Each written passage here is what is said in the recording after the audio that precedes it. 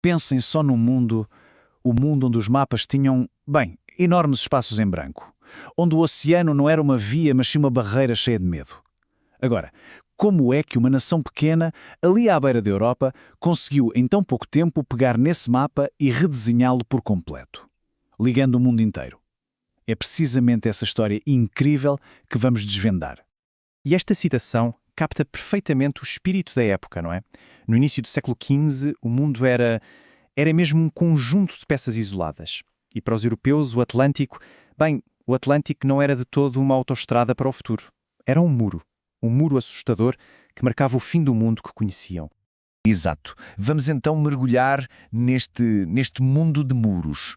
Um mundo que era completamente definido pelos seus limites, onde o medo e as lendas eram quem mandava no mar.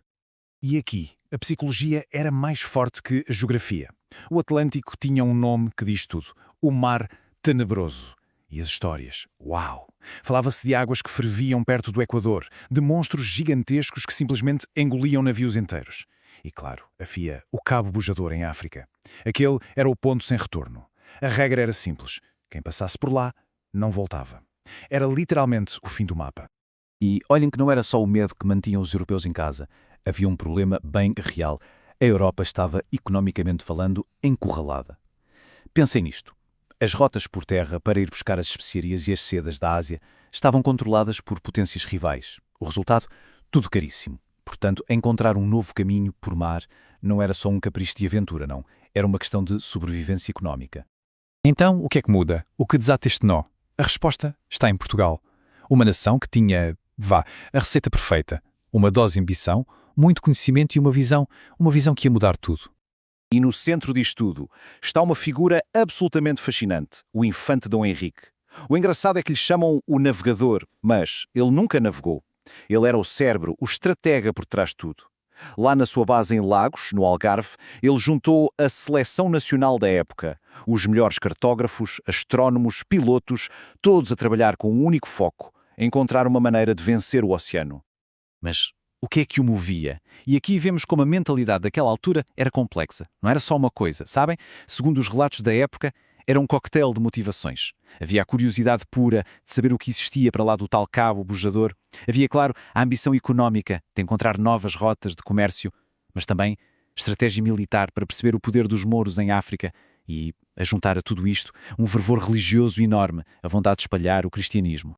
Ok, então temos este motor, esta mistura de motivações a dar gás ao projeto. O desafio agora era óbvio. Era preciso deitar abaixo as barreiras do oceano. E não só as barreiras tecnológicas, não. A mais difícil de todas era a barreira que estava na cabeça das pessoas. E é aqui que a inovação entra em jogo. Para combater medos antigos, eram precisas ferramentas e ideias novas. A caravela foi uma autêntica revolução. Um barco leve, rápido, que conseguia fazer algo impensável, navegar contra o vento. Mas a verdadeira jogada de gênio foi a volta do mar. Em vez de voltarem pela costa, a lutar contra os ventos, eles perceberam que se fossem para o meio do oceano, para longe da terra, apanhavam ventos que os empurravam de volta para casa. Foi genial. De repente, o oceano deixou de ser o inimigo para se tornar um aliado. E então, chegou o momento que mudou tudo. 1434. Um navegador chamado Gilianes, depois de 12 tentativas falhadas, à 13ª vez, consegue. Ele passa o Cabo Bujador e, mais importante, ele volta para contar a história. A prova estava ali. O Mar Tenebroso podia ser navegado. Aquele feito foi muito mais do que passar por um ponto no mapa. Foi deitar abaixo um muro de 1000 anos de medo e de superstição. A barreira, a verdadeira barreira, a psicológica, que tinha paralisado gerações, tinha caído. E a partir do momento em que aquela porta se abriu, nunca mais se fechou. Foi o início de uma onda de exploração que ninguém mais conseguiu parar. E a partir daí, o ritmo tornou-se alucinante.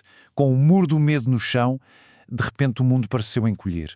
Os navios portugueses começaram a ligar pontos no mapa, a conectar continentes que até então nem sabiam da existência uns dos outros. E a velocidade com que tudo aconteceu é impressionante. Olhem para as datas. Em 1488, Bartolomeu Dias dobra o sul da África. 10 anos depois, só 10 anos, Vasco da Gama chega à Índia. E logo a seguir, em 1500, Pedro Álvares Cabral chega ao Brasil. Estamos a falar de pouco mais de uma década para o mapa do mundo ser virado do avesso. Foi tudo tão rápido e tão avassalador que Portugal e Espanha tiveram literalmente que se sentar e dividir o mundo que ainda nem conheciam por inteiro. Com a ajuda do Papa, claro. O Tratado de Tordesilhas foi isso mesmo. Traçaram uma linha no mapa e disseram: isto é para nós, aquilo é para vocês. Na prática, o Atlântico tinha-se tornado uma espécie de mar privado de Portugal. E pronto, o mundo ficou ligado. Aquelas rotas marítimas criaram uma rede que uniu os continentes. Foi uma revolução geográfica que deu o pontapé de saída para a primeira grande era de globalização. A nossa relação com o planeta nunca mais foi a mesma.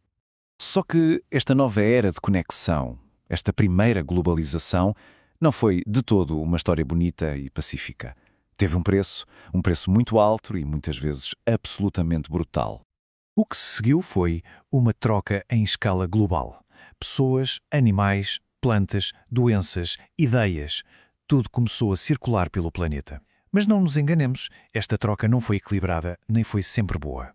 Doenças dizimaram populações inteiras. Sociedades em todos os continentes foram viradas de cabeça para baixo, e muitas vezes da forma mais violenta que se possa imaginar. E aqui chegamos talvez a um legado mais negro e doloroso de toda esta era, o início do comércio transatlântico de escravos. E isto começou cedo, muito cedo. Já em 1444, muito antes de se chegar à Índia, aconteceu a primeira grande venda de africanos escravizados, lá mesmo em Lagos. Um negócio horrível, que, e isto é preciso dizer, foi tragicamente legitimado por documentos do Papa que permitiam escravizar quem não fosse cristão. O que fica disto tudo é uma herança de uma complexidade imensa. É como uma moeda com duas faces muito distintas. De um lado, temos uma revolução geográfica, o nascimento de uma economia que pela primeira vez era verdadeiramente global. Mas do outro lado da moeda, temos um império que foi construído em cima da exploração colonial. Isto deixa-nos com a grande questão, a pergunta que continua a ecoar até hoje. O que foi isto? Descobrimento? Invasão? A audácia de ligar o mundo justifica o preço terrível que foi pago em sofrimento humano? Olhem, não há respostas fáceis, mas é esta tensão, este conflito no centro desta era, que para o bem e para o mal acabou por moldar o mundo em que vivemos hoje.